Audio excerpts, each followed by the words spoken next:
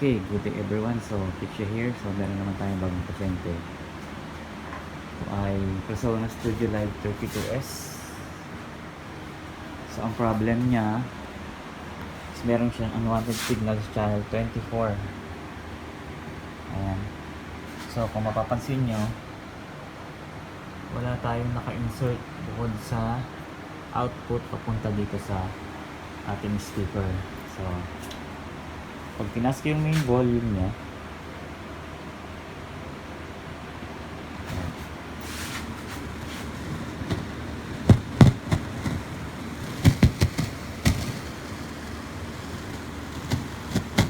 meron siyang haze and pop. Okay. So, wala siyang naka-insert kahit ano.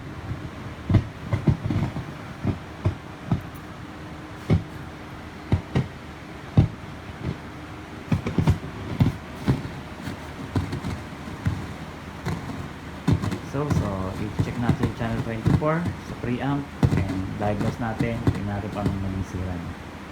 Okay, let's go.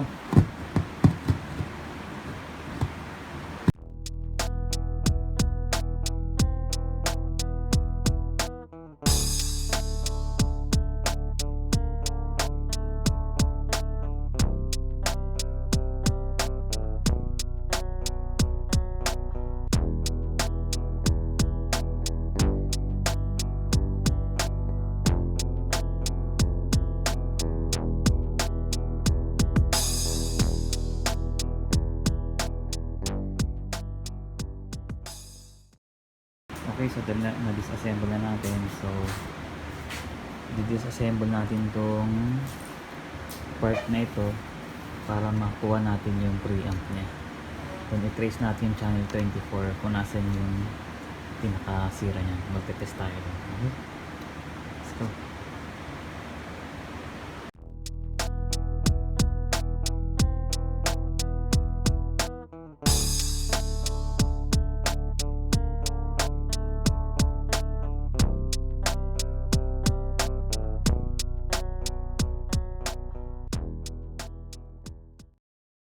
Okay, so nabaklas na natin yung preamp niya. So, hahanapin natin ngayon yung channel 24. So, hahanapin natin yung channel 24. Ito siya. Channel 24. Ito. Ayan. Channel 24, 23. Okay, so dyan tayo mag-trace. So, for that, i-test natin tong top ng transistor. Ayan, i-test natin yan. Then, i-trace natin yung saan nanggaling yung channel 24. Alin IC dito. Okay. Ayan, sa tatlong IC na yan, check natin kung alin dyan yung channel 24. Okay, let's go. Okay, so i-check natin tong transistor. Check natin kung may leak.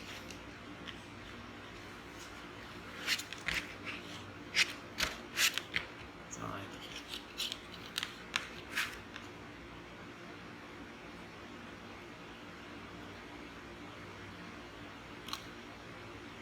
good.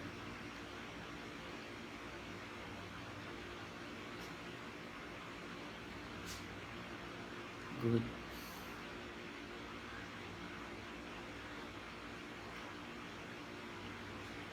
Good.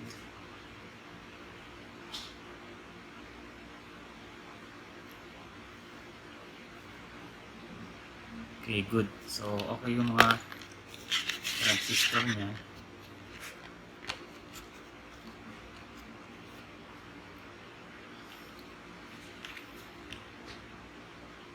Okay, so i-trace naman natin ngayon kung saan ang galing yung output ng 24. So, yung dito sa test point 24. Tapos, input ng IC. Sa output pala ng IC. Okay, hindi ito. So, ito yung output niya. Itong IC na to. So, ito. papalitan natin tong IC na to. Okay? So, let's go.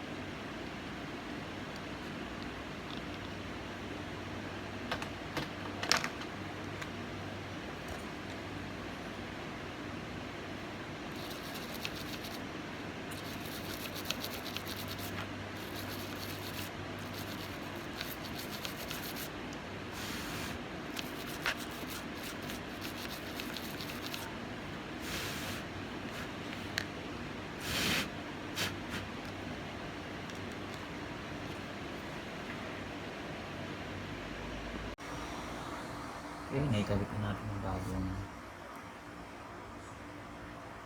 IC. Ayan.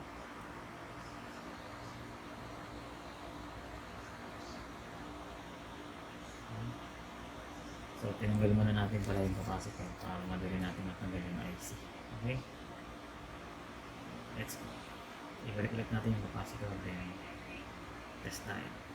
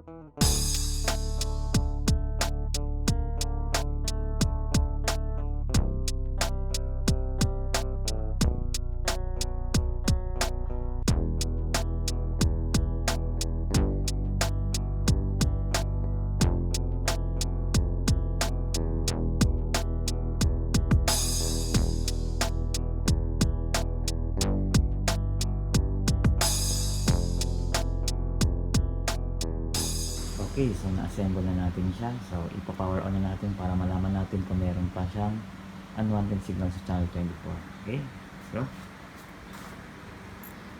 Power on.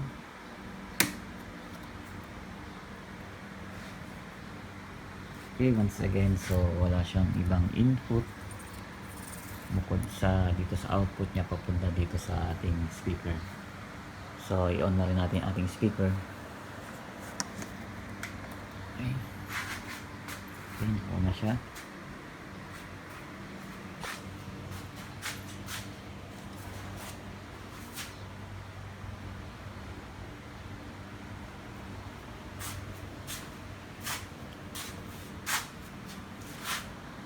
Okay. So, wala na siyang unwanted signal. Taas natin yung filter channel 24 and then yung master. Okay, so wala na. Okay. And then wala na rin siyang tapping noise and hiss. Okay. Okay, so i-test natin siya ng microphone. So ito yung microphone natin. And then sinaksak na natin sa channel 24. Okay. So bigyan natin ng volume. Master volume. That's this. Check he sound check. Check he sound check. Check he 1 2 sound check. Check he 1 2 2 sound check. Check he 1 2 sound check. He 1 2 2 sound check 1 2. Okay, so okay na yung ating unit. So inform natin si client na pwede mo nang kunin yung kanyang unit. Okay, so sa mga nanood and sumuporta sa aking channel, maraming salamat. And always, picture here. Thank you.